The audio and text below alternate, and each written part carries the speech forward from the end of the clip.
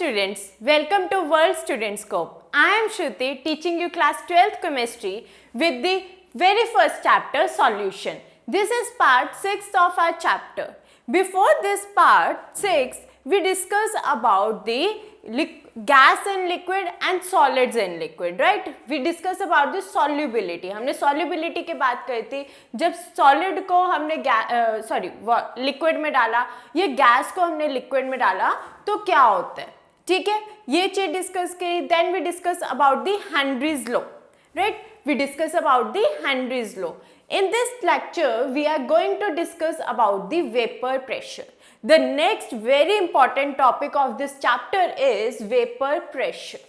So today we are going to discuss about the vapor pressure. तो basically vapor pressure होता क्या है? नाम से समझेंगे vapors का pressure. Vapors का pressure, अगर मैं इसको दो पार्ट्स में डिवाइड करूँ, vapors and pressure. जब वेपर्स का प्रेशर हो जाए, वेपर्स क्या है? एक तरीके से गैस है, मतलब गैसेस का प्रेशर को हम एक तरीके से कहेंगे वेपर प्रेशर. ये तो मेरे को नाम से समझ में आ रहा है.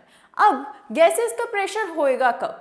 एक तो हमने हेनरीज लॉ में पढ़ा था कि जब उसके सरफेस के ऊपर जितनी भी गैसेस का प्रेशर होएगा, पार्शियल प्रेशर होएगा, वो हमारा प्रोड्यूस होएगा, राइट? हमने ये हेनरीज लॉ में पढ़ा था. लेकिन आज हम पढ़ेंगे close container and open container. अब देखो, जब भी मेरा कंटेनर ओपन होएगा तो उसमें क्या है? एक्सचेंज ऑफ गैसेस हो रही है. हमारी एटमॉस्फेरिक गैसेस भी उस सरफेस के ऊपर है, राइट? अगर इस वाले कंटेनर को देखा जाए तो ये कंटेनर ओपन है, तो इसके अंदर जो पार्टिकल्स हैं वो इवेपोरेट होके ऊपर जाएंगे, राइट? और वो एटमॉस्फेयर में मिक्सअप हो जाएंगे. ये तो हमारा ओपन कंटेनर की बात है.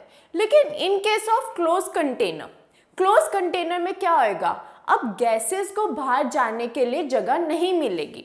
गैसेस को बाहर जाने के लिए जगह नहीं मिलेगी क्योंकि हमने उसको बंद कर दिया. उसके ऊपर एक ढक्कन लगा दिया या प्लेट लगा दी, जो भी है हमने वो अप्लाई कर दिया. तो उससे क्या होएगा? जो भी इवेपोरेशन के बाद इस मॉलिक्यूल्स यहाँ पे प्रोड्यूस होने वाले थे, वो मॉलिक्यूल्स अब यहीं पर ही रह जाएंगे, राइट? इस कंटेनर के अंदर ही रह जाएंगे. अब इस कंटेनर के अंदर नहीं रह जाएंगे तो कुछ ऐसा बात बन जाएगी, ये मेरा है तो यहाँ पे मेरे मॉलिक्यूल्स रह गए और ये मेरा सरफेस है. तो कहने की बात यह, यहाँ पे जो पार्टिकल्स होंगे उन्हीं के तो वेपर्स ऊपर होंगे. अगर मेरा पानी बॉईल हो रहा है और मैंने उसको ढक रखा है तो अंदर जो वेपर्स बनेंगे, ठीक है, वाटर ड्रॉपलेट्स जो बनेंगे, जो हमारे वेपर्स बनेंगे, वो भी तो पानी के ही बनेंगे, राइट? तो जब हम इस कंटेनर को क्लोज कर देंगे तो जो हमारे वेपर्स भी बनेंगे वो हमारे अंदर वाले लिक्विड के ही बनेंगे, राइट? तो ये हमारा कॉन्सेप्ट है क्लोज कंटेनर का. Now pressure exhibited by vapor pressure above a liquid surface is known as vapor pressure. Liquid के सरफेस के ऊपर जो वेपर्स प्रेशर प्रोड्यूस करते हैं उसी को ही हम वेपर प्रेशर कहते हैं, राइट? जो प्रेशर एग्जिबिट होता है वेपर्स, जब हमारे लिक्विड के सरफेस के ऊपर जो वेपर्स प्रेजेंट है उनके वजह से जो प्रेशर इंड्यूस होएगा उसे अब हम वेपर प्रेशर कहेंगे. ये क्लोज कंटेनर की ही बात करेंगे. हमेशा याद रखना, वेपर प्रेशर के केस में क्लोज कंटेनर की बात करेंगे. हेनरीज लॉ में कोई हमने क्लोज कंटेनर की बात नहीं करी थी, लेकिन अब वेपर प्रेशर में हम क्लोज कंटेनर की ही बात करने वाले हैं. सो जब क्लोज कंटेनर होएगा तो जो ये वेपर्स हमारे बने हैं, इसका जो प्रेशर होएगा इस सरफेस के ऊपर, उसको हम वेपर प्रेशर कहने वाले हैं. नाम से समझ में आ रहा है, वेपर्स का प्रेशर. वेपर्स कब बनेंगे? जब हमारा क्लोज कंटेनर होएगा और उसमें इवेपोरेशन होएगी. इवेपोरेशन वो प्रोसेस होता है जब सरफेस के ऊपर से पार्टिकल्स जो हैं वो लिक्विड टू गैस में शिफ्ट हो जाए. जब लिक्विड गैस में शिफ्ट हो जाता है उसे, इस प्रोसेस को हम इवेपोरेशन कहते हैं. अब एक बात बताओ, इवेपोरेशन होती क्या है? सरफेस पे से होती है, राइट? लिक्विड के सरफेस पे से हमेशा इवेपोरेशन होगी. इवेपोरेशन कब होती है? जब लिक्विड का सरफेस हो. तो वेपर प्रेशर क्या है? वेपर प्रेशर जब क्लोज कंटेनर के अंदर एक लिक्विड को इवेपोरेट किया जाता है तो उसमें जो वेपर्स बनते हैं, वेपर्स का जो प्रेशर होएगा एक सरफेस के ऊपर, एक लिक्विड सरफेस के ऊपर, उसे हम वेपर प्रेशर कहेंगे. Always the molecules present on the surface of liquid vaporizes and it always takes place in a closed container. तो हमेशा याद रखना कि वेपर प्रेशर के केस में हम हमेशा क्लोज कंटेनर की बात करेंगे, पहली चीज. और दूसरी चीज, कोई भी हमारा जो पार्टिकल होएगा वो वेपराइज हो रहा होगा लिक्विड के सरफेस पे से, जो भी वेपराइज हो रहा होगा वो उसके सरफेस पे से हो रहा होगा. अगर ये मेरा कंटेनर है, ये मेरा उसका सरफेस है, तो इस सरफेस पे जो पार्टिकल्स पहले हैं वो इवेपोरेट होंगे. फिर जैसे जैसे ये पार्टिकल्स इवेपोरेट होते रहेंगे वैसे वैसे दूसरे पार्टिकल्स इसकी स्पेस लेते रहेंगे और वो पार्टिकल. तो कहने का मतलब क्या है, जो यहाँ पे सरफेस के ऊपर पार्टिकल्स होंगे वो ही इवेपोरेशन प्रोड्यूस करेंगे. नीचे से कभी इवेपोरेशन नहीं होगी, इस एंड से कभी इवेपोरेशन प्रोड्यूस नहीं होगी, हमेशा इस ऊपर वाले पार्टिकल, ऊपर वाली लेयर से इवेपोरेशन होगी. और दूसरी बात, हमेशा वेपर प्रेशर के केस में हम क्लोज कंटेनर की बात करेंगे. क्यों क्लोज कंटेनर की बात करेंगे? क्योंकि हमें वेपर्स का प्रेशर चाहिए, जो इस लिक्विड सरफेस के ऊपर से वेपर्स बनने वाले हैं उसका प्रेशर चाहिए, तो इसलिए हम इसको क्लोज कंटेनर में लेंगे. ठीक है, आई थिंक इतना आपको क्लियर हो गया कि वेपर प्रेशर होता है. वेपर प्रेशर क्या होता है? जब वेपर्स का जो प्रेशर होता है लिक्विड के सरफेस पे, उसे हम वेपर प्रेशर कहते हैं. इसके लिए हमेशा हम दो कंडीशन रखते हैं. पहले कि क्लोज कंटेनर होना चाहिए, ढका हुआ होना चाहिए, ढक्कन लगा हुआ होना चाहिए इवेपोरेशन के टाइम पे. और दूसरी बात, जब भी कोई भी इवेपोरेशन होएगी, वेपराइजेशन होएगी, वो इस सरफेस के ऊपर से होएगी. ठीक है, इस सरफेस के ऊपर से होएगी. Next is, so we are going to discuss about binary solution having both as volatile substances. अब तीसरी कंडीशन हम इसमें क्या लेंगे, इस चैप्टर के लिए हम अभी बाइनरी सॉल्यूशंस की बात करेंगे. बाइनरी सॉल्यूशन, बिल्कुल स्टार्टिंग में हमने पढ़ा था कि बाइनरी सॉल्यूशंस क्या होते हैं. बाइनरी सॉल्यूशंस वो सॉल्यूशंस होते हैं जिसमें सिर्फ दो कंपोनेंट्स प्रेजेंट होते हैं. जब हमारे दो कंपोनेंट्स सिर्फ प्रेजेंट होते हैं उन्हें हम बाइनरी सॉल्यूशंस कहते हैं. Either it is solute and solvent, that is both of the two things are present. Either what? Solute and solvent is present only. सिर्फ solute और solvent ही present होएगा, उसे हम बाइनरी सॉल्यूशन कहेंगे. दो ही तरह के पार्टिकल्स उसमें प्रेजेंट होंगे. तो हम बाइनरी सॉल्यूशंस की बात करने वाले हैं. और वॉलेटाइल सब्सटेंसेस. अब वॉलेटाइल और नॉन वॉलेटाइल सब्सटेंसेस क्या होते हैं? हमने ये चीज पढ़ा था कि वॉलेटाइल सब्सटेंसेस होते हैं जो कि डायरेक्टली कन्वर्ट होते हैं वेपर्स में, जो सब्सटेंसेस जो लिक्विड्स डायरेक्टली वेपर्स में कन्वर्ट हो जाते हैं उन्हें हम वॉलेटाइल सब्सटेंसेस कहते हैं. लेकिन वो सब्सटेंसेस नॉन वॉलेटाइल होते हैं जो कि वेपर्स में कन्वर्ट नहीं होते. ठीक है, फॉर एग्जाम्पल लिक्विड है, गर्म हो के थोड़ा सा डेंस फॉर्म में हो गया, ठीक है, और हार्ड हो गया, और इधर यू कैन से वो लिक्विड में ही रहा, तो वो होते हैं नॉन वॉलेटाइल. एंड वॉलेटाइल वो होते हैं जो कि डायरेक्टली कन्वर्ट हो जाते हैं वेपर्स में. ठीक है, तो तीसरी कंडीशन हम क्या लेने वाले हैं कि हम सिर्फ बाइनरी सॉल्यूशंस की बात करेंगे. ठीक है, सिर्फ हम बाइनरी सॉल्यूशंस की बात करेंगे जिसमें दो कंपोनेंट्स प्रेजेंट हैं एंड उसमें वॉलेटाइल सब्सटेंसेस होंगे. वो सब्सटेंसेस जो लिक्विड से डायरेक्टली वेपर्स में कन्वर्ट हो जाए, वो सब्सटेंसेस प्रेजेंट होंगे. ठीक है, सो वेपर प्रेशर है. सबसे पहले वेपर्स जो प्रेशर इंड्यूस करती है लिक्विड के सरफेस पे, वो है वेपर प्रेशर. उसकी हमने तीन कंडीशन लेके चलनी है इस चैप्टर में. पहली कंडीशन हम ये लेके चलेंगे कि जो हमारे वेपर्स, जो हमारा कंटेनर है वो क्लोज होना चाहिए. दूसरी चीज हम लेके चलेंगे कि जो भी हमारे वेपर्स प्रोड्यूस हो रहे हैं वो सरफेस के ऊपर से प्रोड्यूस हो रहे हैं. ठीक है, जो हमारा ये लिक्विड का सरफेस है उसके ऊपर से प्रोड्यूस हो रहे हैं. एंड थर्ड हम लेके चलेंगे कि हमारे पास बाइनरी सॉल्यूशन है जिनके अंदर वॉलेटाइल सब्सटेंसेस प्रेजेंट है. वॉलेटाइल सब्सटेंसेस जो लिक्विड डायरेक्टली गैसेस में कन्वर्ट हो जाए, वो सब्सटेंसेस प्रेजेंट है. ठीक है, इतना क्लियर हो गया। Next we are going to discuss about the factors affecting the vapour pressure.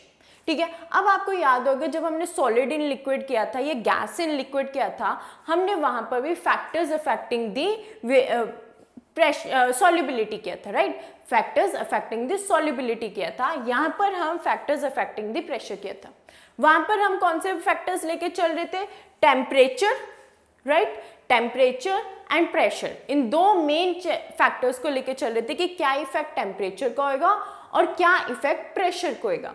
इसमें भी हम यही लेके चलेंगे, इसमें हम लेके चलेंगे नेचर ऑफ लिक्विड के बारे में, ठीक है, कैसा लिक्विड होना चाहिए, अभी हमने डिस्कस किया वॉलेटाइल सब्सटेंसेस होने चाहिए। दूसरी चीज टेम्परेचर के बारे में डिस्कस करेंगे और तीसरी चीज प्रेशर के बारे में डिस्कस करेंगे। सो पहला है हमारे पास नेचर ऑफ लिक्विड, लिक्विड कैसा होना चाहिए, ठीक है। जो हम सब्सटेंस, जो हम बाइनरी सॉल्यूशन बना रहे हैं, उसमें जो हम लिक्विड ले रहे हैं वो कैसा होना चाहिए।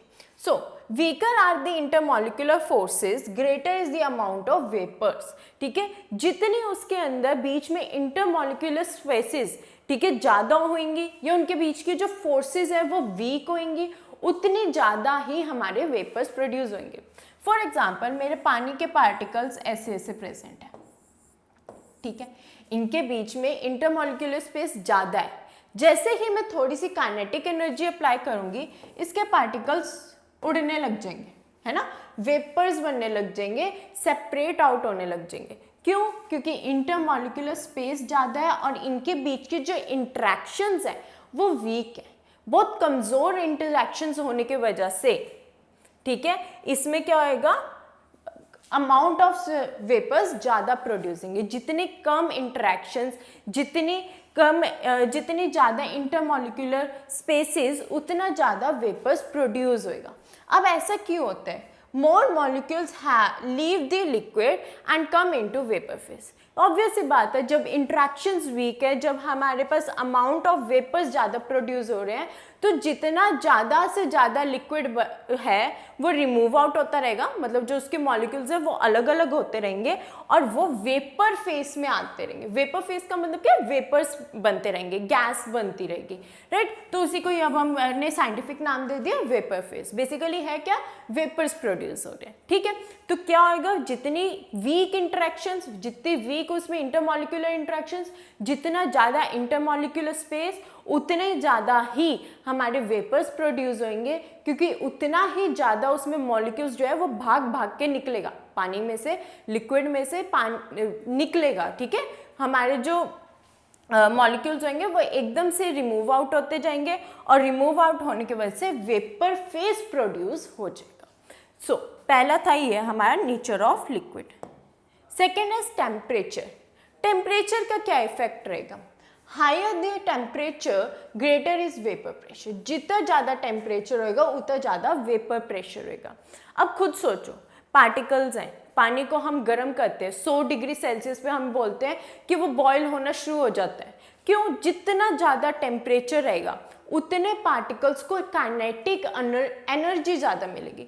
काइनेटिक एनर्जी जितनी ज़्यादा मिलेगी उतना ही वेपर प्रेशर बनेगा, क्योंकि वेपर्स भी तो उतने ही ज़्यादा प्रोड्यूस हो रहे हैं। This is because with increase in temperature, kinetic energy of molecule increases, hence more molecule leave the surface of liquid and come into vapor phase. तो वही बात है यहाँ पे कि जितना ज़्यादा टेम्परेचर होगा उतने ही लिक्विड के मॉलिक्यूल्स को काइनेटिक एनर्जी ज़्यादा मिलेगी, जिस वजह से उसके मॉलिक्यूल्स सेपरेट होना शुरू हो जाएंगे, भागना शुरू हो जाएंगे एंड वो वेपर फेस में आ जाएंगे, ठीक है। वो क्या करेंगे? वेपर फेस में आ जाएंगे, अगेन वेपर्स में प्रोड्यूस हो जाएंगे। जितना ज़्यादा टेम्परेचर उतना ज़्यादा वेपर प्रेशर। जितनी कम इंटरैक्शंस होंगी मॉलिक्यूल्स के बीच में, उतने ज़्यादा वेपर्स भी बनेंगे। So this was the second factors. So now we are going to discuss about the pressure in liquid and liquid solution. अभी हमने सॉलिड इन लिक्विड किया था, गैस इन लिक्विड किया था, लेकिन अब हम लिक्विड इन लिक्विड सॉल्यूशन करेंगे जब हम दोनों कंपोनेंट्स लिक्विड के ही लेंगे। ठीक है, दोनों कंपोनेंट्स हमारे लिक्विड ही होंगे, मतलब बाइनरी सॉल्यूशन की बात कर रहे हैं तो दोनों जो भी हमारा सॉल्यूट और सॉल्वेंट दोनों जो रहेगा वो हमारा लिक्विड ही रहेगा, ठीक है, और वो वॉलेटाइल होना चाहिए, ठीक है, ये चीज है कि वो वॉलेटाइल होना चाहिए, प्लस हमारे पास लिक्विड ही होना चाहिए, ठीक है, और इन दिनों को मिलके बाइनरी सॉल्यूशन बनना चाहिए, बाइनरी सॉल्यूशन बनना चाहिए। एक और कंडीशन हमने क्या की थी कि क्लोज कंटेनर होना चाहिए, क्लोज कंटेनर होना चाहिए, क्लोज कंटेनर होना चाहिए, और जो वेपर्स हैं, ठीक है, वो सरफेस के ऊपर से बनेंगे। तो ये हमारा बेसिकली आज का कॉन्सेप्ट रहेगा कि हमने लिक्विड इन लिक्विड सॉल्यूशंस पढ़ना है, और इसके प्रेशर को पढ़ने के लिए हमारे पास एक फेमस लॉ है, that is Raoult's law, Raoult's law, RAOULTS, Raoult's law, ठीक है। तो लिक्विड इन लिक्विड के वेपर प्रेशर को राउल्ट ने, ठीक है, राउल्ट एक साइंटिस्ट थे, ठीक है, उन्होंने डिस्क्राइब किया था जिनके नाम पे पड़ गया राउल्ट्स लॉ। सो राउल्ट्स लॉ क्या कहते हैं? सबसे पहले उनकी डेफिनेशन पढ़ने से पहले हम एक कंडीशन समझ लेते हैं कि क्या कंडीशन होनी चाहिए जब हम प्रेशर के बारे में बात करें लिक्विड इन लिक्विड सॉल्यूशन में, ठीक है। So let us consider binary solution. हमने फिर से एक बाइनरी सॉल्यूशन कंसीडर किया जिसमें सिर्फ दो ही कंपोनेंट्स है ऑफ टू वॉलेटाइल लिक्विड्स, जिसमें दो वॉलेटाइल लिक्विड है, ठीक है, दो वॉलेटाइल लिक्विड है, मतलब कि वो लिक्विड्स हैं जो कि डायरेक्ट गैस या वेपर्स में कन्वर्ट हो जाते हैं। Then and denoted the two components, जो हमारे दोनों कंपोनेंट्स है, एक को 1 बोल दिया, दूसरे को 2 बोल दिया, ठीक है। हमने इसको ऐसे डिनोट कर दिया, मेरे पास दो लिक्विड्स हैं जो कि बाइनरी सॉल्यूशन बना रहे हैं और दोनों ही वॉलेटाइल है, ठीक है। Then when taken in closed vessel, again वही बात आ गई, मैंने आपको बोला था वेपर प्रेशर के केस में हम हर बारी क्लोज्ड वेसल की बात करेंगे, ठीक है। Stages reach where both evaporation and condensation takes place. अब हमारे पास एक स्टेज हो गई है, ठीक है, जैसे मैंने दोनों लिक्विड को मिक्स किया, बाइनरी सॉल्यूशन बनाया, तो एक स्टेज आ गया है कि जहां पे कंडेंसेशन और इवेपोरेशन दोनों इकट्ठे हो रही है। इवेपोरेशन क्या होते हैं? जब हमारे लिक्विड जो है वो वेपर्स में कन्वर्ट हो रहे हैं, और कंडेंसेशन भी हो रही है। कंडेंसेशन का मतलब क्या? जब हमारे वेपर्स हैं वो वापस लिक्विड में कन्वर्ट हो रहे हो। आप इसको एक लाइव एग्जांपल में भी समझ सकते हो। जब आप पानी गर्म करते हो, ठीक है, आपने एक कंटेनर लिया, उसमें पानी को बॉईल किया गैस पे रख के और उसको ढक दिया, तो जब आप प्लेट रिमूव करते हो तो उसमें वेपर्स के साथ साथ, राइट, वेपर्स के साथ साथ कुछ वाटर ड्रॉपलेट्स भी बनी होती है। तो बेसिकली क्या हुआ है? कंडेंसेशन भी साथ साथ हुई है ना। वेपर्स डायरेक्टली लिक्विड में कन्वर्ट हो गए तो कंडेंसेशन भी हुई है, और इवेपोरेशन तो हुई है क्योंकि स्टीम निकल रही है ना, स्टीम भी निकल रही है, वो हो रही है इवेपोरेशन। लेकिन जो स्टीम के बाद हमारे वाटर वेपर्स वापस बन रहे हैं वो हो रही है कंडेंसेशन। तो एक ऐसे स्टेज बन गया है जहां पे इवेपोरेशन और कंडेंसेशन दोनों हो रही है, takes place, that is an equilibrium would be establish. एक इक्विलिब्रियम बन गया, मतलब एक साइकिल बन गया। अगर ये मेरा कंटेनर है, ठीक है, इसके पार्टिकल्स ये यहाँ तक है, अगर ये यहाँ से इवेपोरेट हो रहे हैं तो यहाँ से ये वापस कंडेंस भी हो रहे हैं। अगर इधर इवेपोरेशन हो रही है तो इधर कंडेंसेशन भी हो रही है, ठीक है, मतलब कंडेंस भी हो रही है। तो एक इक्विलिब्रियम बन गया, एक साइकिल बन गया, इधर से बन रहा है, इधर से कंडेंसेशन हो रही है, इधर से फिर इवेपोरेशन हो रही है, इधर से फिर कंडेंसेशन हो रही है, तो एक साइकिल इंड्यूस हो गया। उस साइकिल को हमने क्या नाम दे दिया? इक्विलिब्रियम का नाम दे दिया, ठीक है। एक इक्विलिब्रियम बन गया कि इवेपोरेशन और कंडेंसेशन दोनों इकट्ठे हो रहे हैं। Would be establish between vapour phase and the liquid phase. अब ये वेपर फेज और लिक्विड फेज के मतलब क्या है, यहीं से हम समझेंगे। वेपर फेज क्या होगा? जब हमारा इवेपोरेशन हो रहा है, मतलब जब स्टीम बन रही है, वहां पे क्या बन रही है? इस पॉइंट पे आके क्या बन रहा है? वेपर फेज बन रहा है ना, वेपर फेज बन रहा है। बट अगर हम यहाँ पे बात करें, यहाँ पे वापस कंडेंस होकर क्या बन रहा है? लिक्विड फेज बन रहा है, ठीक है। तो बेसिकली क्या हो रहा है? दोनों प्रोसेस इकट्ठे हो रहा है, क्या कंडीशन ली है कि हमारे पास दो कंपोनेंट्स है, दोनों लिक्विड है और दोनों मिल के बाइनरी सॉल्यूशन बना रहे हैं, पहली चीज। दूसरी चीज, हमने उसको क्लोज्ड वेसल में रख दिया। तीसरी चीज, जब हमने उसको हीट प्रोवाइड करी तो एक स्टेज बन जाती है, एक ऐसा पॉइंट आ जाता है जब इवेपोरेशन और कंडेंसेशन दोनों चीज इकट्ठे हो रही है, ठीक है। मतलब पानी वो इवेपोरेट भी हो रहा है, स्टीम में भी कन्वर्ट हो रहा है, और स्टीम जो है वो वाटर वेपर्स में भी वापस कन्वर्ट हो रही है। तो एक ऐसी स्टेज बन गई है जहाँ पे इवेपोरेशन और कंडेंसेशन दोनों इकट्ठे हो रही है और एक इक्विलिब्रियम आ गया। इक्विलिब्रियम का मतलब क्या है, जितने इवेपोरेशन हो रही है उतनी ही कंडेंसेशन हो रही है, एक साथ ये प्रोसेस हो रहा है। और क्या हो रहा है, लिक्विड और वेपर फेज बन रहा है, लिक्विड भी बन रहा है, पानी भी बन रहा है और वेपर्स भी बन रहे हैं। तो ये दोनों कंडीशन इकट्ठे प्रोड्यूस हो रही है।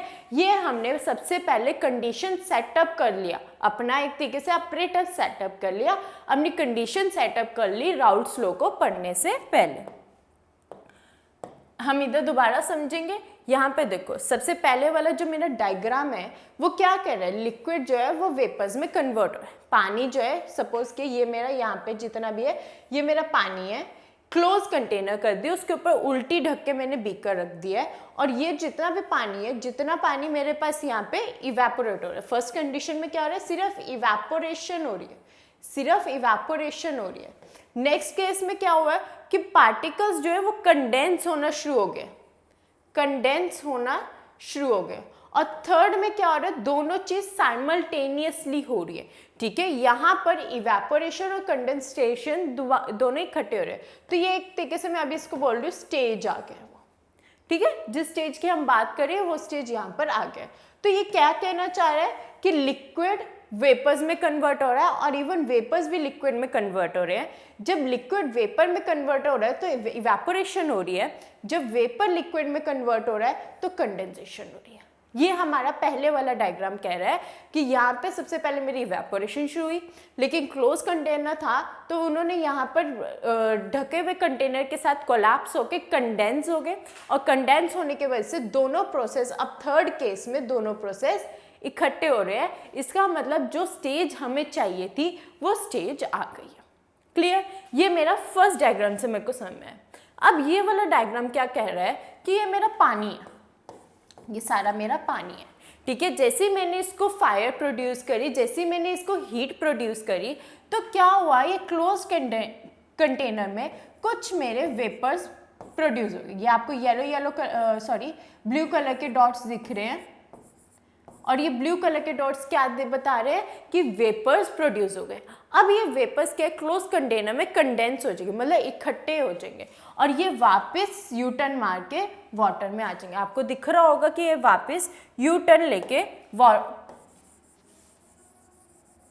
वापस आ रहे हैं,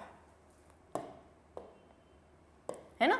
वापस ये देखो, ये पहले यहाँ पे वेपर बन के गया, अब ये वापस आ गया, ये भी वेपर बन के गया, ये वापस आ गया, ये वेपर बन के गया, वापस आ गया। तो मतलब क्या है, ये एक वो कंडीशन है जहाँ पे इवेपोरेशन और कंडेंसेशन दोनों इकट्ठे हो रही है। तो आई थिंक आपको इन फिगर से क्लियर हो गया होगा कि क्या चीज हो रहा है। बेसिकली जितना इवेपोरेट हो रहा है उतना ही कंडेंस हो रहा है।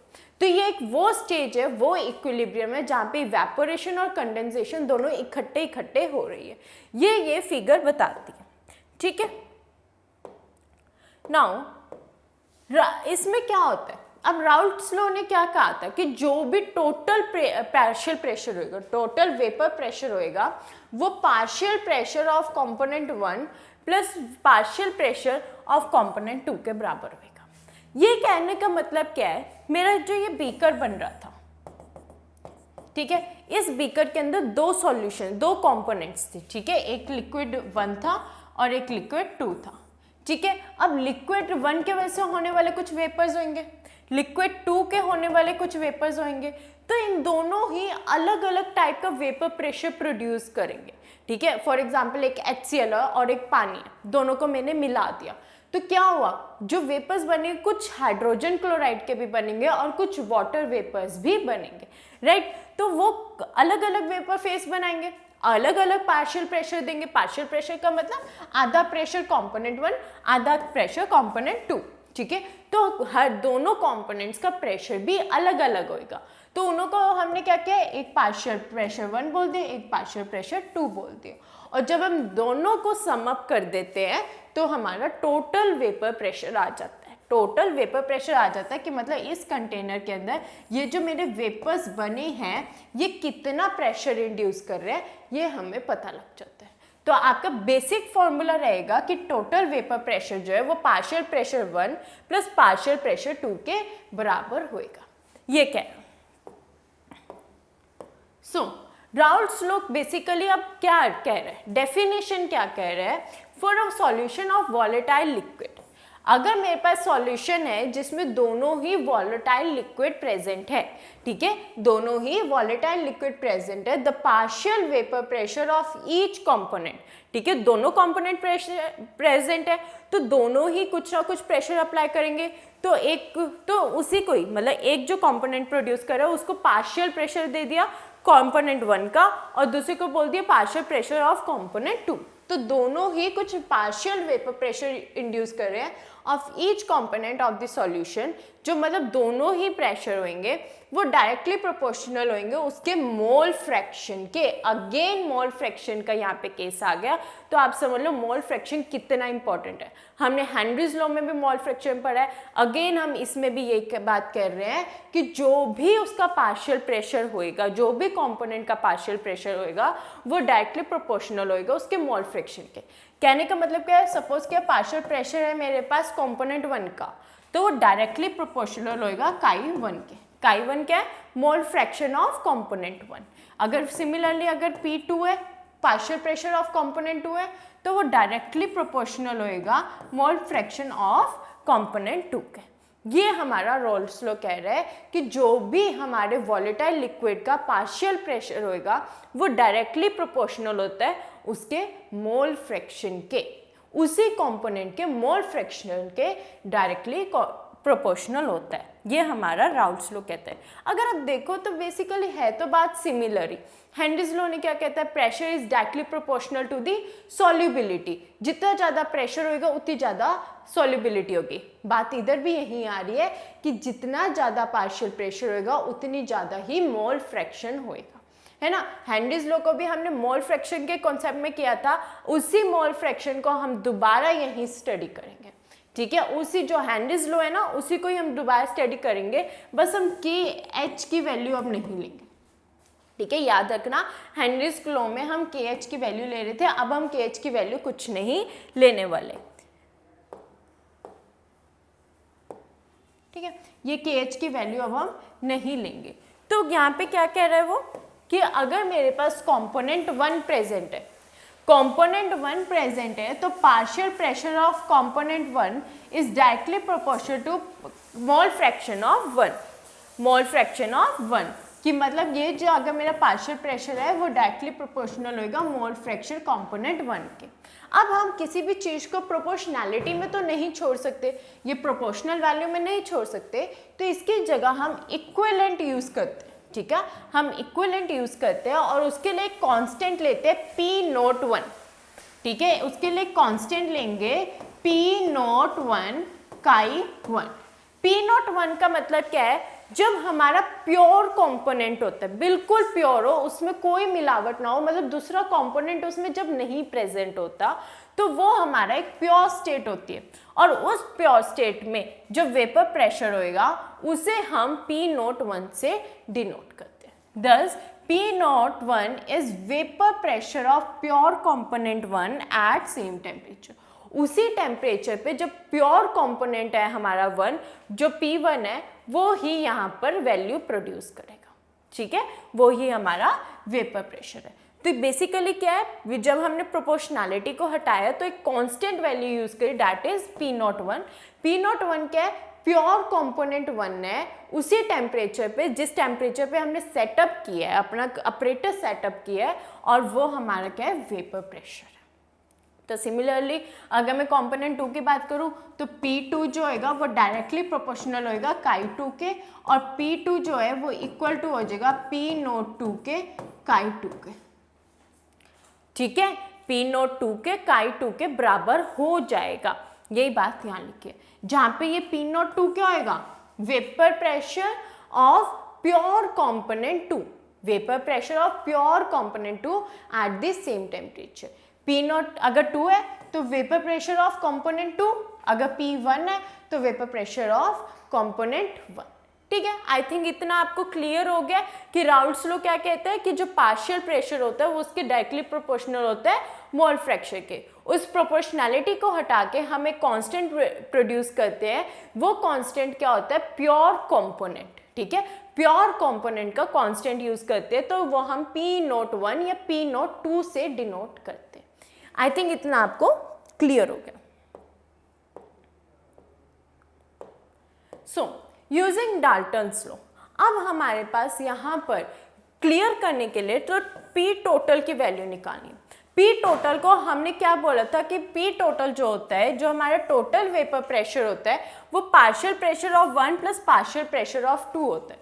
ये ही डाल्टन्स भी कहते हैं। डाल्टन लॉ ने क्या कहा था, total pressure over the solution phase in a container will be sum of partial pressure of the components of the solution and is given as, क्या कह रहा है कि जो हमारा टोटल वेपर प्रेशर होएगा वो किसका सम होएगा, P1 और प्लस P2, मतलब जितने भी पार्शियल प्रेशर उसमें प्रेजेंट रहेंगे उनका सम होएगा, तो P1 प्लस P2। अब मेरी P1 की वैल्यू क्या आई थी, P1 नॉट Chi1, राइट, और P2 की वैल्यू क्या आई थी, P2 नॉट Chi2। तो ये दोनों वैल्यू मैंने इसमें पुट करी तो मेरी P टोटल की वैल्यू क्या आएगी, जो हमारा pure component into Chi1 that is mole fraction of 1 plus में pure component 2 into mole fraction of 2। I think ये वाली वैल्यू आपको बिल्कुल क्लियर हो गई होगी। कहाँ से आई है, राउल्ट्स लॉ और हेनरीज लॉ से ही आई है। ठीक है, P01 और P02 के कॉन्सेप्ट। आज का जो लेक्चर था वो पूरा वेपर प्रेशर के कॉन्सेप्ट पे था, उसकी थ्योरी पे बेस्ड था कि क्या कॉन्सेप्ट है। ठीक है, अगर मैं एक और रिवीजन लेते हैं, वेपर प्रेशर क्या है, जो प्रेशर वेपर्स प्रोड्यूस करते हैं एक लिक्विड के सरफेस में, जब वो क्लोज कंटेनर में होता है उसे हम वेपर प्रेशर कहते हैं। ठीक है, पहली चीज कंडीशन क्या थी कि जो वेपर्स बनेंगे वो लिक्विड के सरफेस से बनेंगे, हमारे पास हमेशा क्लोज कंटेनर होना चाहिए, हमने बाइनरी सॉल्यूशन की बात करनी है जिसमें वॉलेटाइल लिक्विड है। वॉलेटाइल लिक्विड का मतलब कि जो लिक्विड्स डायरेक्टली गैस में कन्वर्ट होते हैं।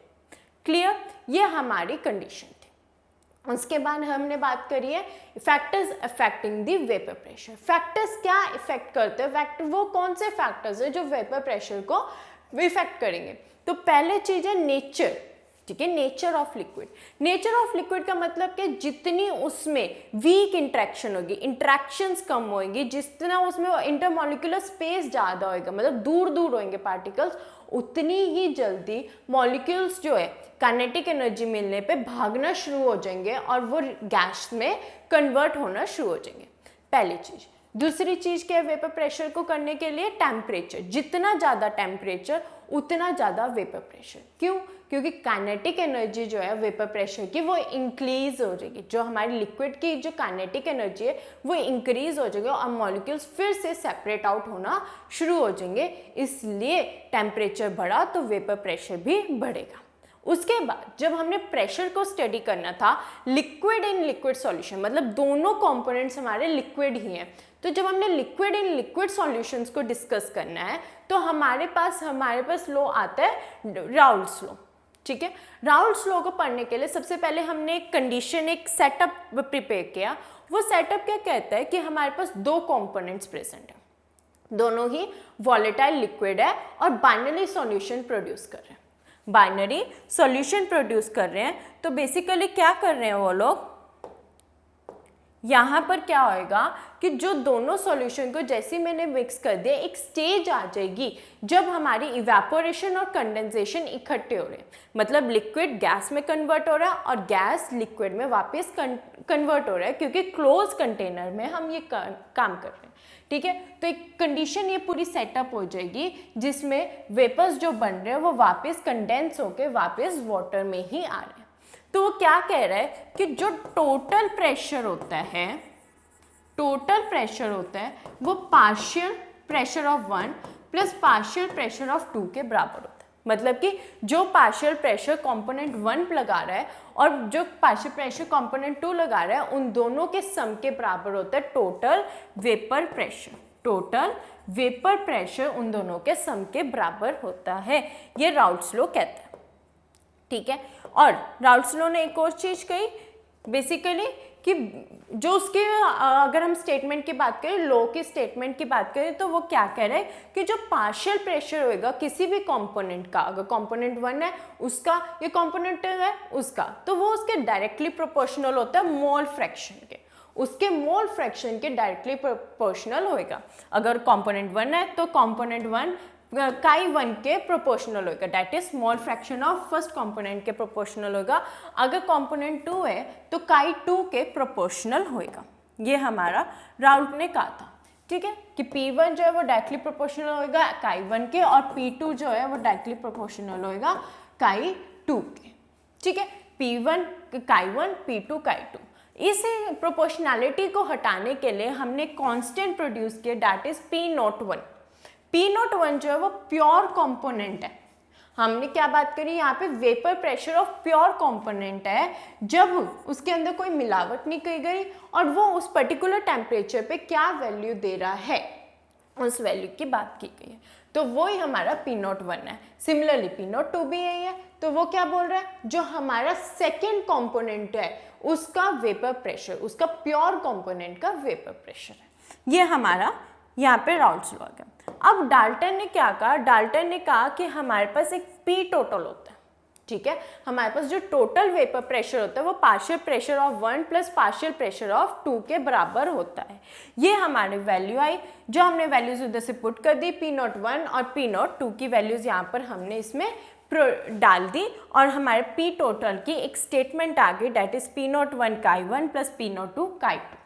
ये हमारी स्टेटमेंट बन गई है पार्शियल वेपर प्रेशर की, टोटल वेपर प्रेशर की, जो कि डाल्टन ने भी बताया था। So I think it is whole clear to you today's lecture about the theory of vapour pressure. ठीक है, आज के जो लेक्चर था वो पूरा वेपर प्रेशर की थ्योरी के ऊपर बेस्ड था, सारा कि राउल्ट्स लॉ क्या होता है, क्या छोटी छोटी वो चीज़ें क्या हैं। आई होप आज का लेक्चर आपको बिल्कुल क्रिस्टल क्लियर हो गया, अगर बिल्कुल अच्छे से क्लियर हो गया, अगर बिल्कुल थ्योरी अच्छे से हमने कर ली है। नेक्स्ट लेक्चर में हम डिस्कस करेंगे इसकी कैलकुलेशंस, हम इसकी एक थ्योरम करेंगे, फिर उसका ग्राफिकल मेथड समझेंगे। ठीक है, I hope this is clear to you. Thank you students, will meet you in the next lecture.